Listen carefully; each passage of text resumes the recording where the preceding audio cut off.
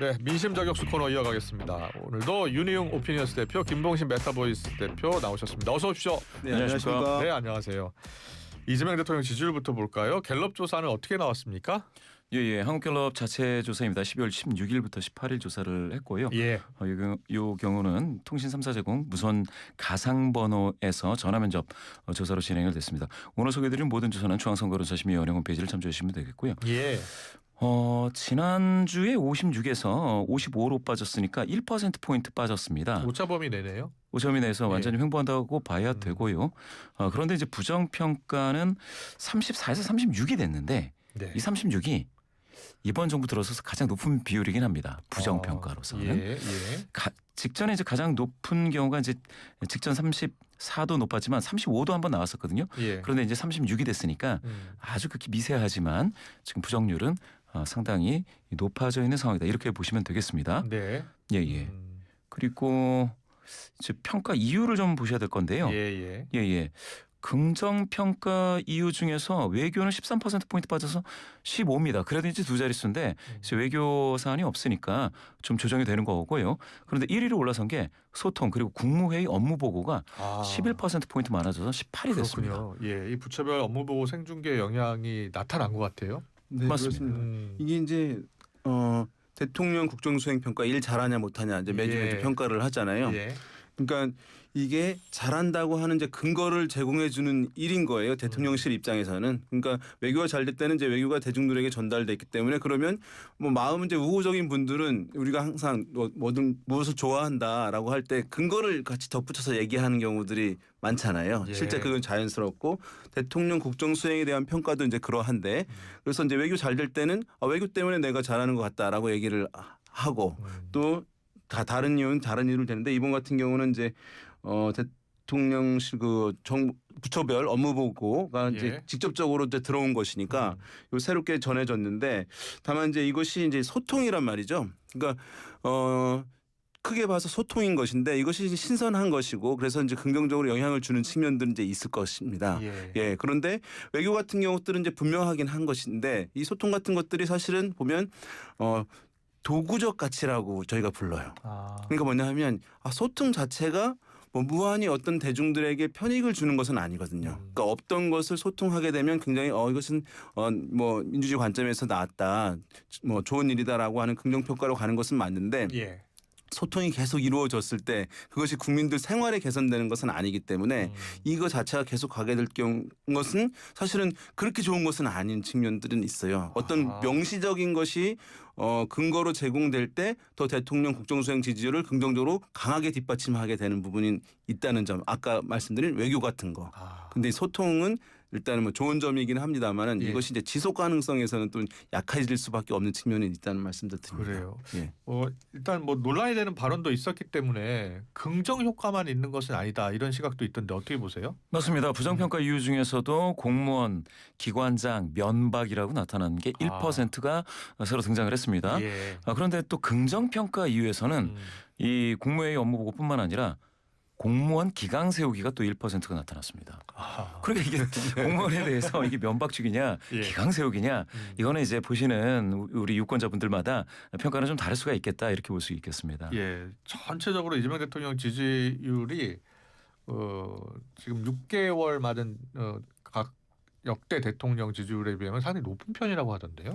네, 이게 그러니까 60%대를 최근에 많이 봤기 때문에 지금 최근에 이제 50% 중반대로 이제 낮아진 흐름이긴 하잖아요. 그러면 굉장히 떨어지고 있는 국면 아닌가라고 했을 때 수치상 떨어진 것은 이제 분명한 상황일 텐데요.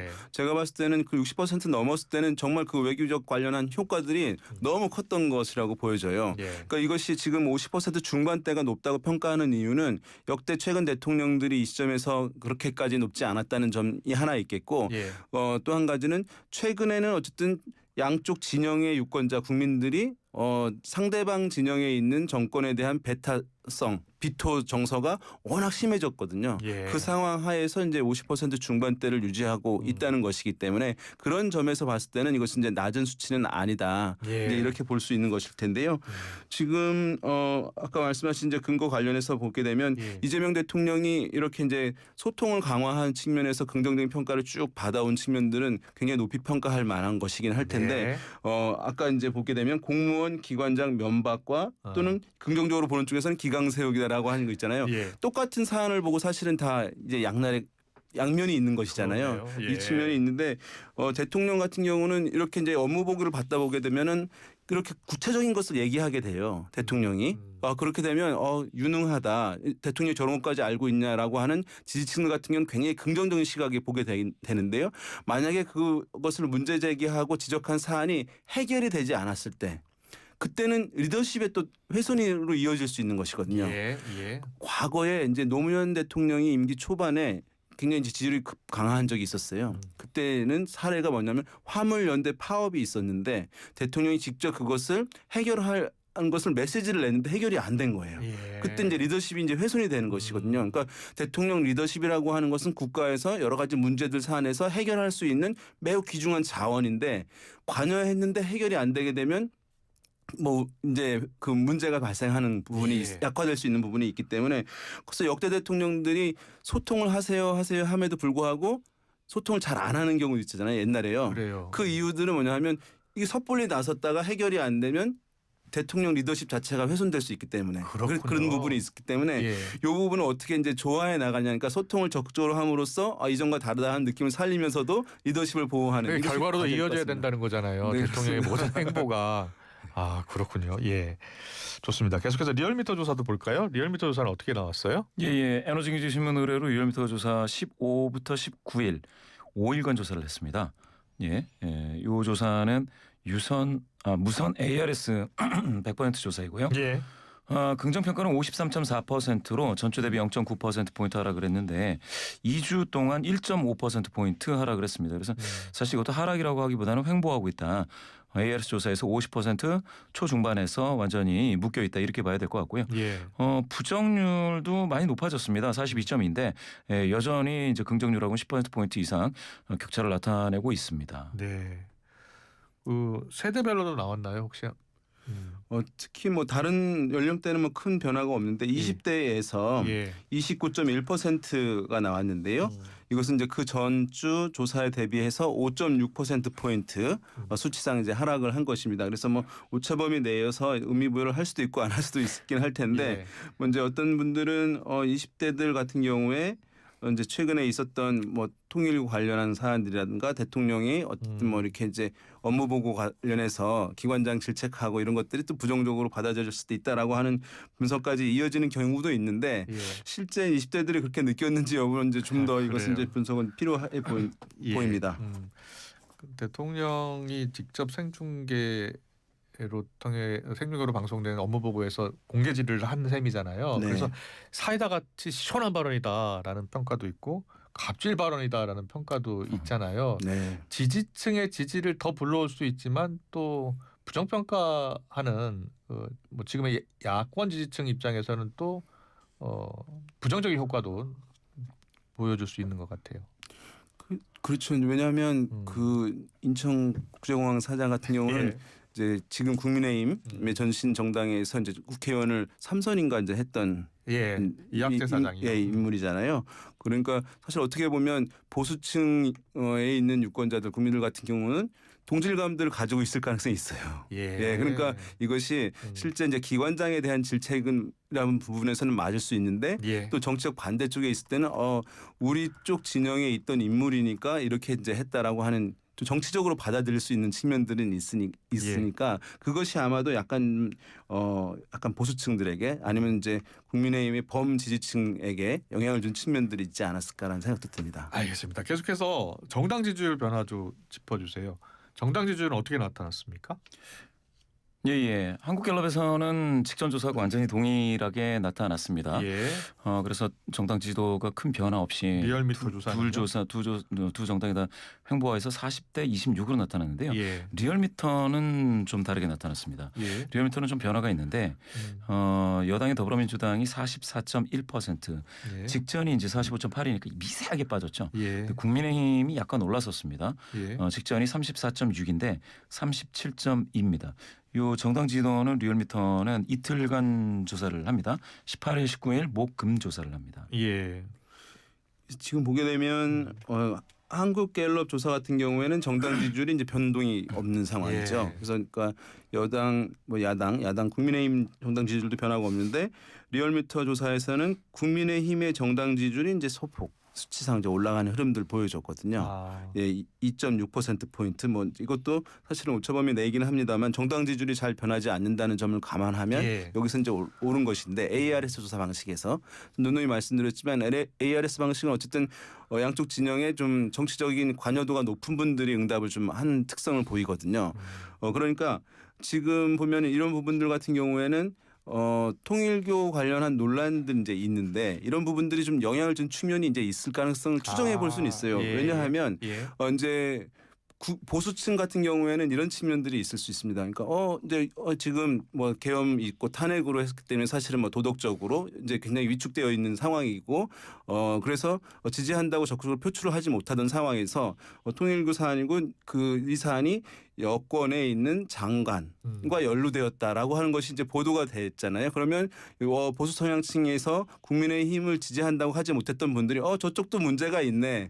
그럼 나는 이제 이쪽 정당을 좀 지지할 수 있을 것 같아라고 정치성이 강한 분들 같은 경우는 이런 것들이 좀 개선될 수 있는 것이거든요. 예. 그런 흐름이 지금 리얼미터 조사 같은 경우에는 국민의힘의 정당 지지율을 약간 개선하는데 영향을 준 측면이 있는 것으로 보인다라고 얘기할 수 있는데 다만 이것이 이제 약간 중도층, 중도 보수층까지 좀 확산되지는 아직 않고 있는 상황이지만 예. 이제 이것이 대통령 평가에도 이제 영향을 준 측면들이 있다고 보여요. 그러니까 대통령을 긍정적으로 국정수행 평가하는 사람들은 보수층도 있었거든요. 예. 저번에 보게 되면 보수층도 약 40% 가까운 그 규모가 잘한다라고 얘기를 하는 것인데 그런데 이제 이런 통일교 같은 사안들이 이제 이거 문제가 있네라고 하면은 쉽게 사실은 그 지지를 철회하거나 이제 이탈할 수 있는 근거를 주는 것이니까 그래요. 그런 부분들이 약간 최근에 어떤 정치적 지표에 예. 영향을 좀 전반적으로 준 측면들이 있습니다. 그러니까 과거의 보수층들이 도덕적으로 약간 일방적으로 밀려던 상황에서 예. 좀 자기 성향을 좀 드러낼 수 있는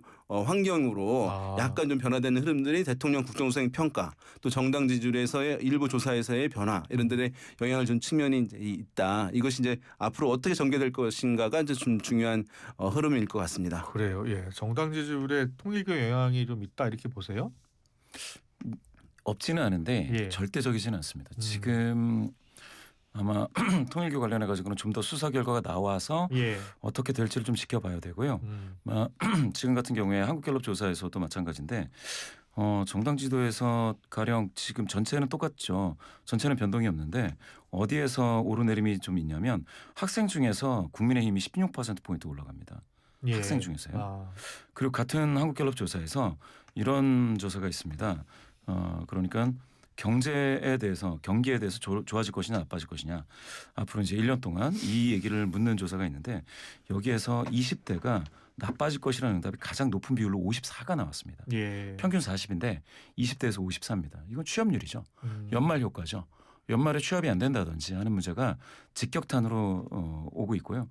그 사안이 한국갤럽의 대통령 긍정 부정에는 어떤 영향이 있냐면요. 전업주부에서 19%포인트 긍정이 빠집니다. 이거 5.1을 넘어섰거든요. 예.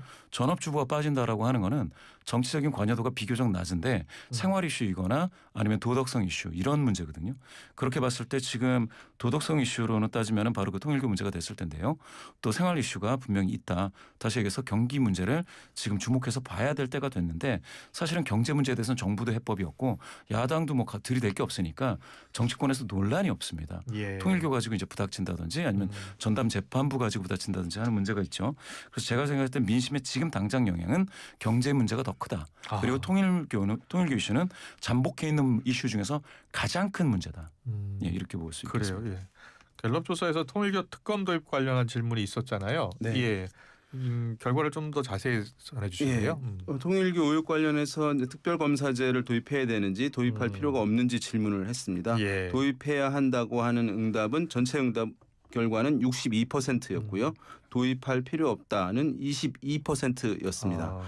그래서 정치적인 성향별로 어떻게 나오는지가 좀 중요할 텐데요. 예. 지금 보게 되면 더불어민주당 지지층에서도 도입해야 한다라는 비율이 67%. 그러니까 전체 62%보다 5%포인트 가량 더 높은 거예요. 예.